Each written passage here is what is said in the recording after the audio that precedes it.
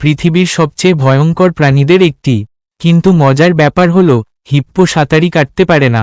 কখনো কি ভেবে দেখেছেন, হিপ্পো বা জলহস্তী সারাদিন পানিতেই কাটায়, পানিতেই ঘুমায়, এমনকি পানিতেই খাবার খায়, তবুও তারা সাঁতার কাটতে পারে না? অদ্ভুত, তাই না? আসলে এর আসল রহস্য লুকিয়ে আছে হিপ্পোর শরীরের গঠনে। এদের শরীর এতটাই ভারী এবং হাড়ের ঘনত্ব বা ডেনসিটি এত বেশি যে পানিতে নামার সাথে সাথে এরা তলিয়ে যায়। অর্থাৎ আমাদের মতো ভেসে থাকা বা সাঁতার কাটা এদের পক্ষে অসম্ভব। তাহলে এরা পানিতে ডুবে যায় না কেন? কারণ হিপ্পো পানির নিচে প্রায় 5 মিনিট পর্যন্ত দম আটকে রাখতে পারে। আর পানির নিচে এক জায়গা থেকে অন্য জায়গায় যাওয়ার জন্য এরা সাঁতার কাটে না, বরং পানির তলদেশ দিয়ে হেঁটে বেড়ায় কিংবা নিচের মাটিতে ধাক্কা দিয়ে লাফিয়ে লাফিয়ে চমৎকারভাবে চলাচল করে।